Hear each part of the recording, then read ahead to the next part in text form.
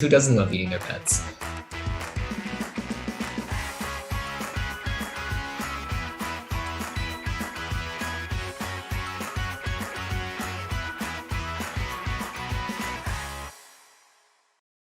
After many requests by fans, after 5 months, we're finally back in recording with season 2. Introduce yourselves. For someone who claimed so big on being an energetic introducer, that was very dead. So, hello there. I'm Addy. This is Agraj, and that's Niranjan. We're your hosts for the second season of Marvelous Musings. We are so excited to be here. We hope you're excited to be back. Yeah, so as you guys can clearly tell, Niranjan doesn't have makeup, and last season we made this entire bet up. He lost the bet. No Way Home didn't do as well as Endgame. Niranjan, explain why you don't have makeup in this episode like you said you would. And why you're a loser.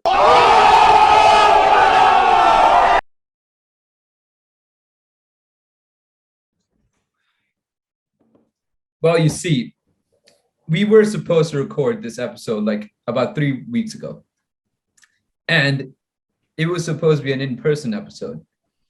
And I did have a few of our friends do makeup on my face, but because of some unfortunate emergencies, we couldn't record that day.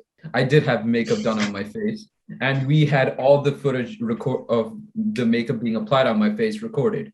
And because I'm a good friend, I'm not going to let all that hard work these women did go to waste. And I'll be showing the footage in this montage right here. Have a look. I look hot. Oh, you're filming this. You do. I hate men who have good eyelashes. I feel like it's unfair. Oh my god, this is so weird. Sorry, I've never done makeup before. Orange, you look even smaller in wide angle. It looks like they're bullying you. Okay, whatever. No, we're gonna go. Okay. What? You didn't do anything. You're You're such a baby. It was sticking in like Okay. between the. Don't mean to spoil, but there is going to be an episode of Marvel Musings, so where they're gonna prompt us, people who don't know anything about Marvel, with Marvel prompts, and we're just gonna go off. Everyone's calm. Yes, do it. Just do whatever. No! What the fuck? Chill out. What do girls do in makeup? He's so alpha. Oh my god. He's so alpha. I know. We need to be finished by. He's compensating for the lack of height. Okay. Deep breaths. Niranjan, you better not give me an infection. You know what? I'm going to throw How? my brush away afterwards. You actually need to. This is a little gross to film, to be honest. I'm just seeing That's disturbing. Orange's eye twitch because he's. Niranjan, you have like a Neanderthal type brow bone, bro. Okay, I need you to. Okay. Can you turn your head upwards? Okay. Okay, I don't want to catch see a it. disease. Lip gloss? Oh, blush. Can I turn you into an e-girl? You're blushing. Can I turn you into an e-girl? I'm gonna go bleach my hands after this. Sorry. Yeah? Now me. Does Orange have any other friends than the ones that are here that we can call? Yeah. Really? Who? Rectum. I genuinely can't think of. This is the second time I'm being called a model. This is not gonna be able to send it. Stop bringing that up. You look so happy though. Agraj, give us your. What do you think? I was hoping for more white. Disaster? Oh, Yeah. okay. You were hoping for disaster. What? Yeah, But it looks I- so good. No, he looks pretty, and that's not what I wanted. I Oh. was really hoping he would look terrible. But, He looks- but we love Orange too much. We Wait, can let wait. it. We can do that shit. Wait. Okay, Mia, he I- looks like I- a beautiful, sensual Yo, listen. man. Honestly, you want to bet. Honestly, Look at that. You want to Yeah, bet. it looks great. Shout out to Mia, Nami, and Dulcie for their hard work in doing makeup on my face. And their Instagrams will be in the description below. All right. That said, let's move on to something far, far, far more handsome than Niranjan in makeup. Chris Hemsworth. Okay, I made a vow this season that I wasn't going to simp on men as much as I did last season. That's going to be very difficult. But yeah, we're here to talk about the upcoming Thor movie, Thor: Love and Thunder. Niranjan has been playing the trailer of this movie every single day to the extent that Sweet Child of Mine is stuck in his head, as he took the care to tell all of us when he came into the call this afternoon. But all right, let's kick this off. I'm excited. I'm excited. That's about it. You know, I think he might be excited. by the idea of Just a Thor: bit. Love and Thunder. The Thor movies aren't the greatest, but most recently with Thor Ragnarok, and hopefully with this movie, I'm hoping to see some heat. I And don't think there's a movie out there that Taika Waititi's made that is Is below not good. average. He doesn't know how to make a bad film. Taika Absolutely. Waititi has really brought something else into Thor. I don't know if it's specifically the comedy or if there's other elements as well. But ever since he took over the Thor project with Ragnarok, and as we've observed Thor's character in Infinity War and in Endgame, and hopefully as we go through this with what looks to be a very, very exciting Thor: Love and Thunder, I think we can plainly see that Thor before and after Taika Waititi is something completely different, and we've all enjoyed it so much. Ragnarok is among the best films in the MCU, and it's among the most enjoyable films I've seen. I think maybe the thing that's made all the difference that Taika Waititi brought into Thor is clearly Korg. Korg is the only reason the new movies are good, right? Without Korg, the Rock Man, Taika Waititi's own character, I don't think Thor Ragnarok would bring the same punch that it would without him. Okay, jokes aside, Taika Waititi's direction in that movie and in this movie, I'm sure will be phenomenal. And since obviously Taika Waititi is very experienced in playing a rock man, he is perfect casting for the Thing in the Fantastic Four. What I can say, and I hope that what I'm saying is actually correct according to filmmakers, Thor: Love and Thunder seems to be much more of a character-driven film. We're going to be exploring the character of Thor and those around him, rather than plot mechanisms moving things forward and us just observing, oh, the character changed. Why did he change? We don't know why that happened. Thor: Love and Thunder, a lot like Ragnarok, maybe even more so, seems to be character-driven, and that's something that I don't know doesn't seem to happen that much in individual films in the MCU. So I'm really excited to see how Taika Waititi plays this out. That's true. According from the trailers, what we saw so far from the two trailers we've had and some of the TV spots, it does very much seem like a character-driven film. Moving on, there's going to be some new characters in this film and some returning characters in this film. The one that got away. Guys, what do you think about Jane Foster becoming Lady Thor?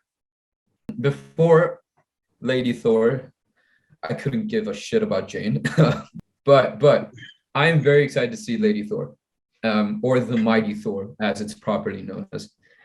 She looks very sick, and obviously the way how they designed the new reconstructed Mjolnir or Jonathan is very creative. It comes with a new power set as well, which it was briefly shown in the trailers, and I'm also excited to see that.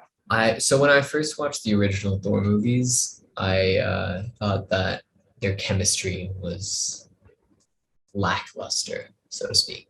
I don't think it was all there. When I first heard that she'd be returning, I was, to be honest, not convinced. I didn't think that, I don't know, I didn't believe that maybe that would have changed. But, there's clearly something new there. It's almost kind of true. She is the one that got away. She wasn't there for Thor 3, and now she's back. And better than ever. After seeing the trailer, it's clear to me that they have some chemistry, not just some chemistry, excellent chemistry. I'm very excited to see them work together in this movie, and I'm sure it'll be excellent. When Thor: Love and Thunder was even announced, I wasn't even excited for a fourth Thor movie anyway. He is now. We also have Christian Bale entering the MCU for the first time. The Dark Knight is now the God Killer. As he said, all gods will die. No one care about themselves. First thing I would like to point out, in the comics, Gore does not have a nose. And I'm glad they let Christian Bale keep his nose, Gore, the God Butcher character, because if he didn't have his nose, he would look way too close to Voldemort. And also the fact that fans wouldn't be able to take him seriously if he looked goofy like that, right? And also what this allows you to do is like let Christian Bale go all out with his acting. There was also a scene where he was almost portraying like a Joker character, where he goes like, "Isn't this exciting?" And Christian Bale is going to be playing this character in a more serious way, but also in a comedic or psychopathic way, in a sense. From the reviews we've gone so far, the movie is incredible, and I think a huge part of that does go to Christian Bale's portrayal of Gore the God Butcher. Two more characters that we obviously need to mention are the goats, Tooth Gnasher and Tooth Grinder. Tooth, gotta be the best characters of the entire movie. What isn't there to say about Tooth Gnasher and Tooth Grinder? They are real characters from Norse mythology. In fact, in Norse mythology, Thor has these two goats, Tooth Gnasher and Tooth Grinder, and this is the first time we'll be seeing them in the MCU. And in Norse mythology, he basically rides them. They drag his chariot. Not to mention, I believe he also eats his goats. They regenerate, right? So he eats them and then they come back to life. And it's just a fun little cycle. Because who doesn't love eating their pets? Moving on. One thing for me that I'm slightly concerned about is we've all seen Gore's description, which is very dark and somewhat devoid of color. Taika Waititi's Thor Ragnarok had one of the things that actually set it apart from the rest of the MCU so much was how it was an explosion of color. I really enjoyed that.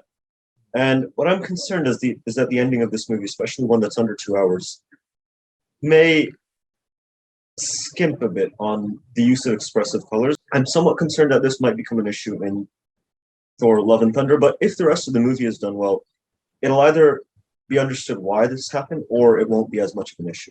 One last thing I would like to mention is the origins of the sword that Gore uses, which is all black necklace sword, I think. And the history with that sword is very much linked to the symbiotes. And it could be a way to connect the MCU with symbiotes, but Venom is still Sony property. They might change the history of the sword, but I'm hoping they keep it because I'd love to see what they do with this origin on screen. For me, it's also got to do with the time. And I think it could either go two ways, right? We feel like it hasn't really spent enough time. Like the pacing's a little off because the movie's short. Because there's a lot of content for them to fit into this short, less than 2 hour movie. So it could end up feeling like the pacing's not too fast and it doesn't quite work out. Or it could be a very punchy movie that really delivers its message extremely efficiently. And I think in that case, it would truly be a beautiful Marvel movie because a lot of Marvel movies, especially recently, are pretty long. No Way Home and Doctor Strange were both pretty long movies. And at times, for both of them, I felt like the pacing was a little, not off, but could have been improved slightly. So I'm hoping that as a result of this being a shorter movie, we're going to be able to see a very punchy and efficient movie and effective delivery of the content as well. The only character that we really need to see fleshed out, I think, the major ones anyways, are going to be Gore and Zeus.